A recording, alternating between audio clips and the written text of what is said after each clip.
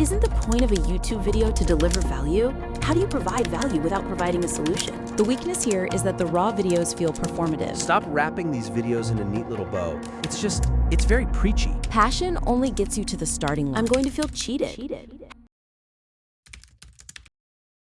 So I've been documenting a lot on this channel already. It's been 3 months of my decisions, my thought processes, and all that went into behind what happens in a video production company. So here's what I did.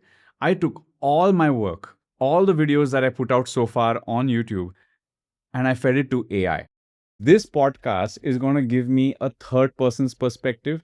Let's imagine 2 people talking about my channel, my journey in the last 3 months. I have no idea what's going to come out of it. So I'm going to play it out and react as it comes through. So here goes. Okay, I'm slightly nervous. I'm about to hit play. Fingers crossed. Just going to react. Let's go. This critique examines a 3-month body of work which documents a creator's journey of building a video production company through a mix of structured reflections and raw, unfiltered thoughts. The whole premise is to show the process before things make sense, but the execution on screen is telling a completely different story. Completely different. The weakness is that the channel strategy document claims it operates in that messy middle. It's very preachy. The signal being sent to the audience is incredibly scattered. It claims to be a raw, mid-journey diary, but it actually delivers highly curated lessons from someone who sounds like they have already figured it all out. Oh my God, I totally agree with that bit, which is why I had a feedback call with my friend, and this is exactly what I've been working on. Does this performative vulnerability actually alienate the specific audience of active builders they're trying to reach? I think it 100% alienates them. If I am an early-stage entrepreneur and I tune in to watch someone who claims to be in the trenches with me, but they are just dispensing resolved wisdom from a mountaintop, I am going to disconnect.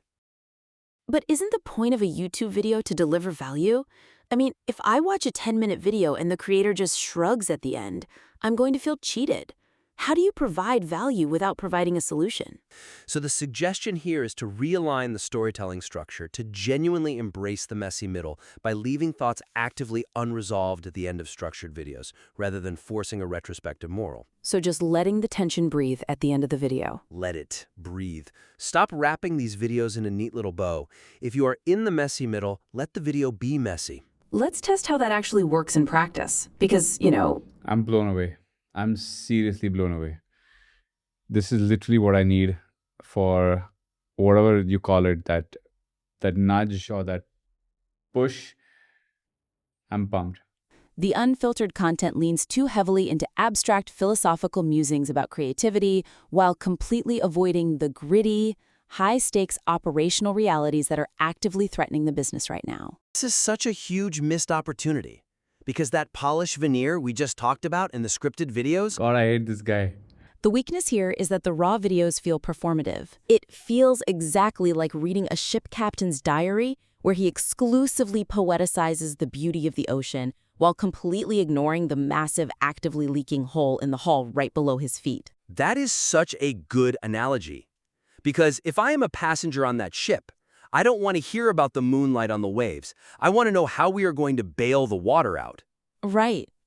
Passion only gets you to the starting line. Dedicate the next Saturday rant entirely to the failure of the NJM build platform. They have a massive supply of vetted freelance talent, but zero actual demand from clients. They need to turn the camera on and talk directly about that frustration. But how do they frame that without just sounding like they are whining? It is like watching a gripping television series that only ever airs prequel episodes. Oh, that's frustrating. Right?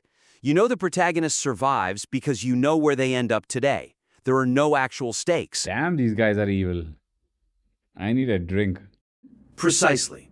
So the suggestion is to implement a strict forward-looking content ratio. You say something like, when I started, I said yes to everything out of desperation. Today, I have to say no to protect our margins.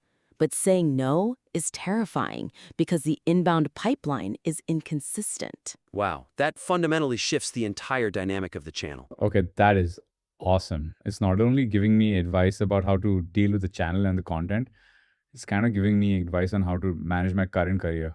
And it forces the audience to lean in because the outcome of the retainer negotiation hasn't been decided yet. The creator doesn't know how it ends. Which means the audience doesn't know how it ends either.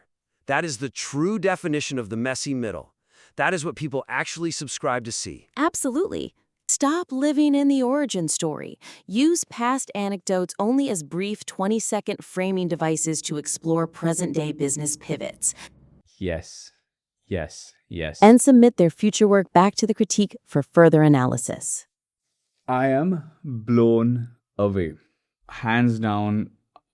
I mean, I would have not expected this so soon by AI. But after 3 months of slogging it out, I was very uncertain of where I was going, what I've been up to, what's going on in my head. And out of just pure certainty, AI is just telling me what I should be doing and what I shouldn't be doing, leaving me all the more uncertain. I'm not sure from here where do I go, to be honest. If I should listen to that feedback, which I won't deny, everything was right. Or should I just keep making mistakes, alienate you guys with the wrong way of doing things, and see where life takes me? This is Nikhil, when out of frame.